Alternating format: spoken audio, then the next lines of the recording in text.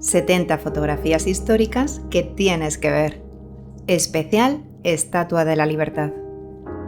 El 28 de octubre de 1886 queda inaugurada la Estatua de la Libertad. El humo que ves a su alrededor lo provocaron los disparos de 21 cañones, que lanzaron salvas en honor al primer centenario de la Declaración de Independencia de los Estados Unidos. Pero la apasionante historia de esta colosal escultura comenzó 20 años antes. Este polifacético caballero parisino es Édouard de la Boulaye, uno de los principales activistas franceses contra la esclavitud, que ayudó a persuadir a Francia de que no apoyara la Confederación y brindó siempre su apoyo al presidente Abraham Lincoln. Una noche de 1865, Édouard cenaba en compañía de políticos, aristócratas y artistas. La conversación giraba en torno al éxito de la construcción de una nueva nación democrática en los Estados Unidos tras años de dominio británico. Allí surgió la idea de enviar un majestuoso regalo por parte de Francia. Y quiso la casualidad que a aquella cena también acudiera el escultor Frédéric Bartholdi. A Bartholdi debieron ponérsele los ojos como platos al escuchar hablar a la Boulaye de tan colosal proyecto. ¿Qué artista no soñaría con estampar su firma en una obra de 46 metros de altura? Y dada la afinidad con las ideas políticas de la Boulaye, parecía el candidato perfecto para acometer dicha empresa. Pero había un pequeño problema. Bartholdi se encontraba inmerso en varios proyectos en aquel momento. Había trabajado recientemente en Egipto y tenía en mente la construcción de un gran faro para el Canal de Suez. Imaginó una estructura de 26 metros, una campesina egipcia de apariencia clásica, inspirada en la diosa romana Libertas, con el brazo izquierdo alzado al cielo y en su mano una antorcha, y pretendía llamarla Egipto lleva la luz a Asia. Estas imágenes pertenecen a la maqueta original que Bartholdi presentó al virrey de Egipto, Ismael Pasha, en 1867, pero el proyecto nunca fue aprobado porque el gobierno egipcio temía que resultase excesivamente costoso.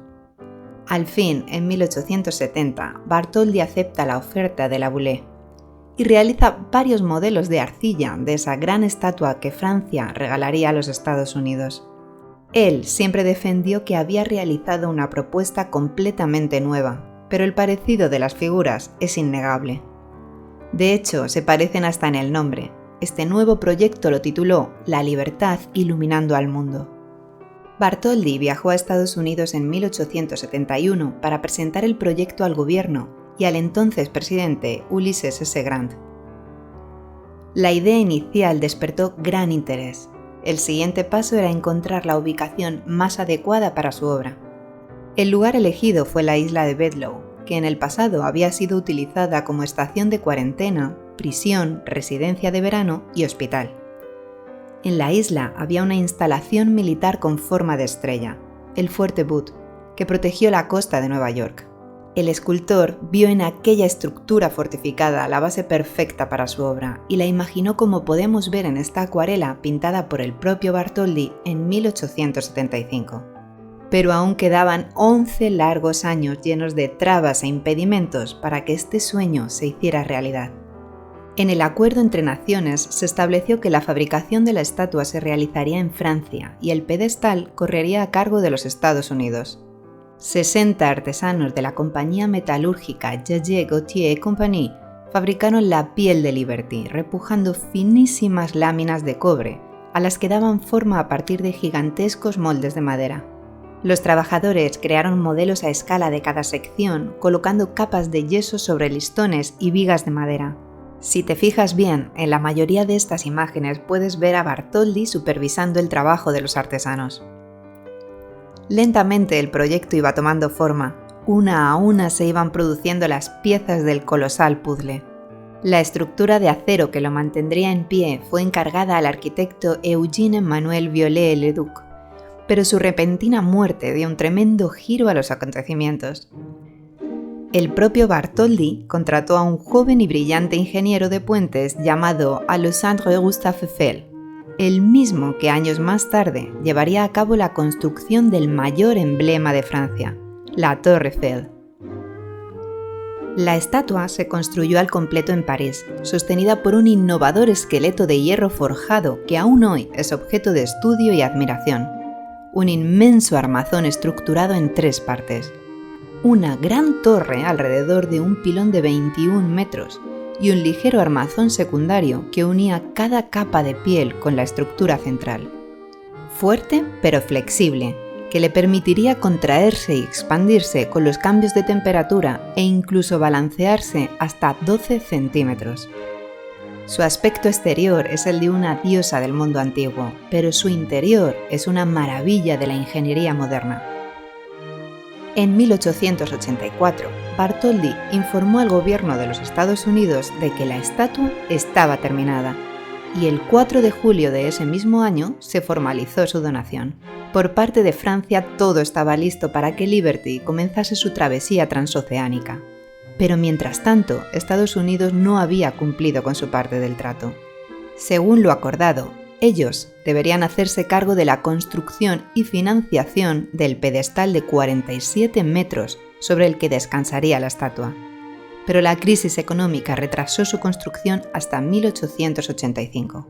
Así que Eiffel y Bartholdi tuvieron que esperar un año para comenzar la reconstrucción en el que sería su hogar definitivo. El pedestal es una obra de arte de 27 metros de altura, realizada por el arquitecto Richard Morris Hunt.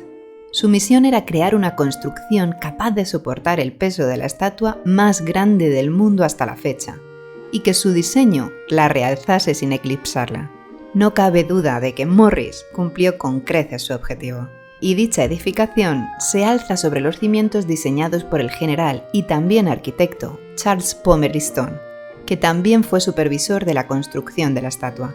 La primera piedra simbólica del pedestal se colocó el 5 de agosto de 1884. Bajo esta piedra se ubicó una cápsula del tiempo y en ella una copia de la Declaración de la Independencia de los Estados Unidos. En esta imagen puedes ver los cimientos de madera del pedestal, construido por estos hombres, en su mayoría inmigrantes recién llegados al país. El último día de trabajo, antes de colocar la última piedra, estos operarios dejaron caer sobre el mortero fresco objetos personales, sus tarjetas de visita y monedas a modo de fuente de los deseos. Al fin, en agosto de 1886, finalizan las obras del pedestal y comienzan a abrirse las 214 cajas que contenían a Liberty desmantelada en 350 piezas. Algunas de ellas habían sido desembaladas previamente, como las que contenían el brazo y la antorcha, ya que se utilizaron como reclamo recaudatorio en la exposición del centenario de Filadelfia, y posteriormente en el Madison Square de Nueva York, donde los turistas podían entrar y subir hasta la llama accediendo por unas pequeñas escaleras, previo pago de 50 centavos. La Estatua de la Libertad nació como un símbolo de ideales políticos de libertad, hermandad y democracia. No era un regalo entre naciones, sino entre ciudadanos, y se costeó gracias a los donativos de millones de personas. El comité francés logró recaudar 1 millón de francos de la época organizando todo tipo de eventos benéficos como bailes, banquetes y loterías. La cabeza se exhibió en la Gran Exposición de París de 1878. Los visitantes podían acceder a la corona tras adquirir sus boletos. Se hicieron obsequios como esta banda de seda a los donantes anónimos que acudieron a la exposición. También se comercializaron souvenirs como este económico servilletero de nácar o este busto de zinc al alcance exclusivamente de los más adinerados. Incluso se vendieron tickets para visitar los talleres de Jaget, Gautier y Compagnie durante la construcción de la estatua. Así logró Francia recaudar el dinero necesario para la construcción y el viaje de Liberty hasta los Estados Unidos.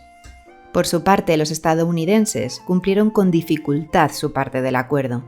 Recaudaron fondos vendiendo estatuillas de estaño, y la versión premium realizada en zinc que se vendía a $5 de la época, que hoy equivaldrían a $100.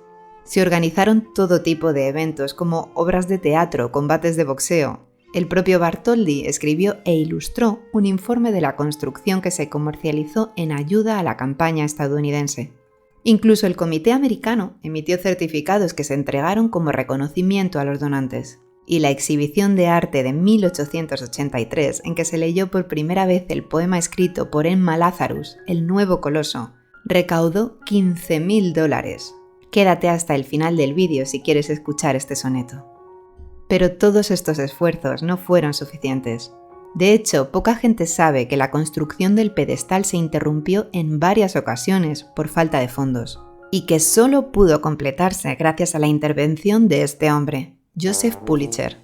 El editor, considerado el padre de la prensa amarilla, organizó uno de los primeros y más importantes crowdfunding de la historia. Mediante la publicación de artículos y fotografías, logró llegar al corazón de los estadounidenses, que realizaban donaciones de cualquier importe y a cambio podían ver su nombre publicado en el periódico. Gracias a su actuación se recaudaron $102.000, $2.000 más de lo necesario para llevar a cabo el proyecto. Y gracias a él, la estatua se encuentra hoy en día en Nueva York, porque ante la falta de fondos de los neoyorquinos, Filadelfia estuvo a punto de quedarse a Liberty para iluminar el estrecho del Golden Gate. Con el pedestal finalizado, los fondos recaudados y las 214 cajas que contenían a Liberty ya en la isla de Bedloe, había llegado el momento de comenzar su construcción. Los obreros trabajaron en altura, suspendidos con cuerdas, ya que la anchura del pedestal no permitía levantar andamios. En tan precarias condiciones, fue un milagro que solo un trabajador perdiera la vida durante la reconstrucción. Se trataba de Francis Longo, un emigrante italiano que falleció aplastado tras el derrumbamiento de un viejo muro. Pero este suceso se ocultó durante la ceremonia de inauguración. Y llegó el gran día. El 28 de octubre de 1886 tuvo lugar la inauguración de la Estatua de la Libertad, un monumento hecho por y para el pueblo, cuya ceremonia puso en evidencia el vicio intrínseco del ser humano por la división de clases sociales. Esta es la invitación diseñada por Tiffany que se envió a los invitados más selectos al evento. Solo 2.000 personas tuvieron el honor de recibirla, exclusiva para políticos, ricachones y prensa. El evento en la isla fue presidido en aquella tarde por el presidente de los Estados Unidos, Grover Cleveland. A su alrededor navegaron decenas de barcos decorados en blanco, rojo y azul. Es una suerte que las banderas de ambos países compartan exactamente los mismos colores. El pueblo llano había tenido su momento de celebración por la mañana. Se celebró un gran desfile encabezado por Cleveland y amenizado por bandas de música llegadas de todos los rincones del país. Fue una gran fiesta en la que no se dejó de sangrar los bolsillos del ciudadano, porque la estatua estaba pagada, pero ahora había que seguir manteniéndola. Se vendieron guías oficiales del monumento por 25 centavos, que equivaldrían a $7 actualmente, y multitud de souvenirs.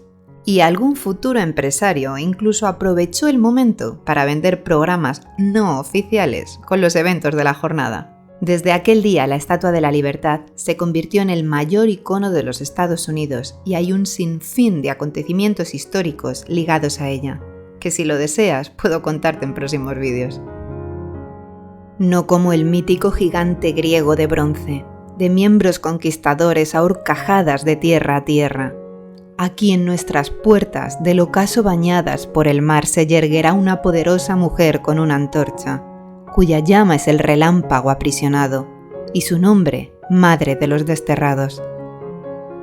Desde el faro de su mano brilla la bienvenida para todo el mundo. Sus templados ojos dominan las ciudades gemelas que enmarcan el puerto de aéreos puentes. Guardaos, tierras antiguas, vuestra pompa legendaria, grita ella. Dadme a vuestros rendidos, a vuestros pobres, vuestras masas hacinadas anhelando respirar en libertad, el desamparado desecho de vuestras rebosantes playas. Enviadme a estos, los desamparados, sacudidos por las tempestades a mí. Yo elevo mi faro junto a la puerta dorada.